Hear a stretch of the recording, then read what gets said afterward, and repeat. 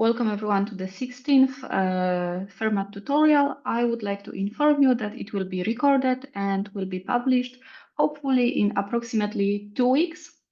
There are also learning materials with the whole documentation of the hands-on part. It will be sent via the Zoom chat and later on via the email. So if you get stuck in any moment, it can be quite helpful. Or if you want to revise something that we will show, you can also get back to those materials. And with that, I think we can officially start. And today we are going to explore how to get started with the NOMAD public service. If you attended one of our previous tutorials, you may already be familiar with some of the aspects of the platform, but that's great. Revision is always something good. But however, today we are going to focus mostly on helping you to take your very first steps toward using NOMAD effectively. So if you are completely new, don't worry. By the end of this tutorial, you will have hands-on experience and set of practical skills that will allow you to confidently start using the platform. And because of the hands-on part, I would like to highly encourage you to actually follow us along and do the tasks that we are going to perform, because this way you will get the most of this tutorial, and it will be especially crucial for the later parts. Today's tutorial is divided into several sections. Let's say that the first part that will be guided by me it's going to be some kind of introduction to the NOMAD itself. Then I will hand it over to the Sayamak, who will walk you through usage of the filters and interactive widgets. And with this part, I highly encourage you to follow along. Then we are going to dive into the procedure from how to get from raw data to published data sets, and it will be led by Ahmed. And at the end, we are going to top it off all with Sayamak and his insights on ELN's functionalities. And each of these hands-on section will give you the opportunity to interact with the software. So if you have your laptops ready, I'm happy, and I hope you will use them. Okay, and I think with that, we are quite ready to move to the actual content and omit unnecessary introductions. And yeah, only the small one as some kind of a starter. As many of you know, NOMAD is a free open source web service that allows you not only to share your data, but also analyze it and store it. But we very often say that we have NOMAD in two flavors. The one is NOMAD and the second one is NOMAD Oasis. NOMAD the classic public NOMAD provides you a central repository for materials science data, while NOMAD Oasis allows institutions to set up their own local data management instances with full control that sometimes is very needed for you. And with that, there is also another thing. We're trying to gather everything in one source, and all your data is always available. And I think there is one very, very important thing to stress at this point. The NOMAD is made by researchers for researchers. So everything in NOMAD is built with the scientific community in mind. And many of our coworkers, they are active scientists. So let's say that they very much care to do the software that is actually useful. And yeah, how you can get some info about our software. So let's say the single source of truth, it's our website. Here's a screenshot of it, where you will find everything you need, from details about our projects and their background to all learning materials and support options. And of course, if you ever get stuck or maybe something is not working as you intended to work, you can always contact us. And with that, we also have Learn More section also on our website, where you can get some help or maybe educate yourself, because there is very nice collection of tutorials and useful materials to guide you through. And if you still have problem with something, or maybe you are just curious about how things works, I highly encourage you to just register to our Discord. We have very nice community there. You always can post your question, and I'm sure that one of our developers or domain experts or even me or my colleagues, we will answer you and try to help you as soon as possible. And with that, we are learning from each other. And I think this is very, very important to stress that it's an open source. So we are helping each other. And the last part maybe on this section is that if you are interested in maybe develop your own schemas or create plugins or set up your very own Nomad Oasis, I can recommend you using our documentation. We are constantly trying to improve it to make it actually usable. And yeah, if you have problem with something, there are step-by-step guidances that you can explore and maybe find your answers. And if not, you have our Discord. Yeah, and probably you can ask, why should I learn all of this? It's most likely super complicated and I don't have time for this. So basically, you can get a lot from using Nomad because not only it fulfills most of the steps of research data management lifecycle, but also it just helps you through your research process because it gives you an access to the thousands of materials that are already uploaded to the public storage. It allows you to explore them. And what is more, it allows you to have the full control of your very own data. And you also have some flexibility from publishing your data with DOI to using built-in schemas or even analyzing some of them with the usage of well-known tools like Jupyter Notebooks. In today's tutorial, we are going to focus on the sections that are highlighted in blue, and while the gray ones, they are not covered, but don't worry, we are going to cover them very soon in one of the next tutorials. So if you are interested in the analyzing, please just stay close and we will announce very soon the upcoming tutorial and it will explain you everything.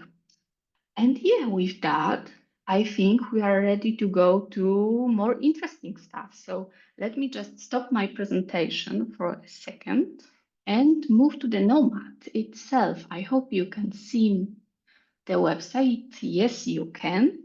So, okay, let's do this very big step and open the Nomad itself. Okay, so welcome to the Nomad service. We are very proud of this thing. This is the main search interface and it will show you all data that's visible to you. And if you are not logged in, it will show all data that is publicly available. So you can ask, okay, I have a lot of data, I have a lot of things, tables, but how can I navigate this? So our main navigation is placed on the very top of the website, and it is constructed around three main topics plus something extra that's about. But those three topics, those are segments that we are trying to cover as a project. And maybe let's go to each of it and I will try to explain you how it works. So within the publish section, it allows you to create new uploads, manage your existing data sets, and search through all data that was already provided, already uploaded to the Nomad. Then we can move to the Explore section. It's quite a powerful one where you can search through all entries that were already uploaded to the Nomad, not only by yourself, but also by all other researchers. And currently, we have more than 19 millions of entries. And yeah, you can start wondering, I am constantly talking about those entries, but what exactly are they there? So they represent individual simulations, workflows, and measurements, providing structured data for both theoretical and experimental research. So this is the smallest piece that you can upload. And let's back to this Explore section. So as I mentioned, we have all the entries. They are divided into the categories. And besides this, we have something that from time to time we're calling apps, but they are customized views of data that are tailored to specific research areas. For example, you can find a solar cell app or metal organic frameworks, like here. And yeah, those are apps that are currently visible in the public service NOMAD, but we are very much aware that a lot of OASIS, they have their own apps. So as they say, sky is the limit. And if you need something and if you want to customize your view, it is very possible. You just have to go to our documentation or ask our developers, and we are always ready to help and to listen to your needs, because we are constantly trying to improve our service, and without you as a users, it's not possible. And yeah, lastly, I'm going to show you the Analyze tab. So it is grouping all methods that allow you to perform extended data analysis. It's not part of today's presentation, but I wanted to mention it to you so you are aware of that. And yeah, so let's say that we have the primary navigation, that's nice, but probably you are more interested in the data itself. But as many of you know, having data is very often not enough. You can have a huge amount of data, but if you are not able to search through and find what you need, it's kind of useless. So we are trying to optimize the filtering mechanism. We are doing this, for example, by the filters panel that is visible on the left. And it allows you to perform or create complex searches based on the different perspective. And you can approach your search either from the materials or structure perspective, or based on the different scientific methods or desired properties. It is all possible. So let's start simple and maybe perform search based on the material structure or the formula. And maybe let's go with the hydrogen. And as you can see, once you click on the element, NOMAD is starting to search for it. And each additional element, like carbon, for example, will narrow the search result and decrease the number of the entries. Because if let me just move you. Right now we have this amount of the entries. And let's say I am going to come back to my filters, remove that one. And right now it is significantly higher. So it is always performing. Let's come back to this.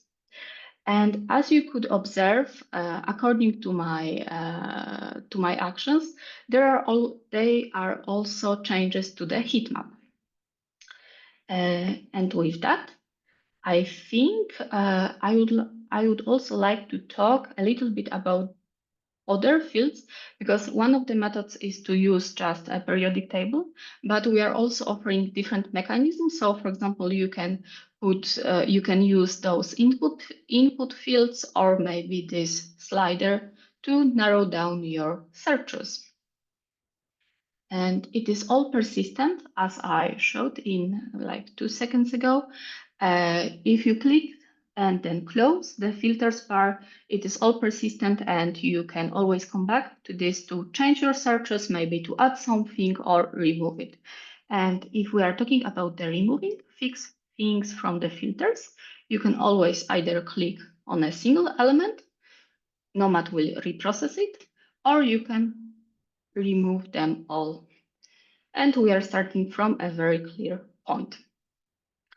And I think it is also worth to mention that it's not like you always know what you are looking for, or you don't always know any specific section or where it will be. And in this moment, you can always use our search bar and start typing something. For example, I will type the name of our spokesperson. The NOMAD will render everything and it will display the results. And with talking about the results, I would like to briefly go through the results, how they are organized. So as you could see, by the default, you have the following columns: name, formula, entry type, upload time, and authors. You can obviously sort them as you wish. Yeah, it is sorting, but let's assume that maybe you need something else. We have quite long list of the customization that you can add to your search. Maybe you can also remove some, maybe you also want to remove something. It is all possible. And yeah, so you know how to organize it. So I think we can go and briefly talk about the research, about the search results. So let's assume that you are clicking on the entry, and what you are looking at, this is the overview of the metadata. And we used to divide this into three main sections. On the left side, you have the key metadata that was rendered by our parser. Then, let's say the middle section, it is metadata and comments provided by the user itself. And on the right side, you have the necessary IDs that can be quite useful to perform another analysis or to search through NOMAD to find something. It is all clickable. So if you are interested, you can do this and you can explore more. And okay, so we have the overview. We know how to search. We know where to look for things. So maybe we can actually open some of the entries. And if you want to open the entry, you have two ways, either the very standard one, so click on the button, or you can click this very nice arrow that will also guide you through. Okay, and as I said, we have the entry overview, and it is divided into, let's say, two main sections. On the left side, you have the metadata as we already seen in the overview tab. It is all repeated. So if you want to check the program name or the method, it is all here, don't worry. And the second, probably more interesting element is the actual content, and we have divided this into special type of cards. Usually you are starting with the material card that's informing you about the entry itself, and below you could explore different types of the cards. It very much depends on the type of the research that we are doing, because they will be very different, because the theoretical cards will be very different from the experimental ones, but it is all quite natural. And the last part that I'm going to talk about is that at the very top of this overview, let me just move the zoom overview because it's not helping in this very moment. Yeah, okay. So at the very top of the overview page, we have something that we are calling tabs. Right now we are in the overview tab that is displaying us the actual entry. Then in the files you can observe, you can investigate all raw files that were uploaded. Then on the right, there is processed data and logs as usual. This is the list of actions and steps that were done by the software to actually perform and to process your entry. And yeah, I think with that, we are slowly going to the end of my part, but let me just come back to the presentation for a small second. Okay, I hope you can see this. Yes, you can. That's lovely. Okay, and a little bit of summary because it's always good. So as developers of the NOMAD, we are trying to prepare to create a software that has a fair approach in mind, that is always bottom up, and it is made by researchers for researchers, as I said, and it is very crucial for us to actually do the software that works well and has a significant impact on everyday researchers' life. And it is ready to use. You can always log. I hope that many of you already has an account, so you will be ready for the second part. And as I mentioned, we have the public service, but we also have the Nomad Oasis that is very open for any kind of customization. And maybe the very last thing before I will get you to my colleague. So what you have seen right now, this is our current state, sorry, but we are currently working on preparing something new for you to make the Nomad service even more intuitive. I am user experience designer, so I always try to make things easier for you as a user, so you can expect some changes to actually make Nomad even more useful and less annoying, as I used to say. And with that, I think I'm done. And Siemak, I hope you can continue from this point.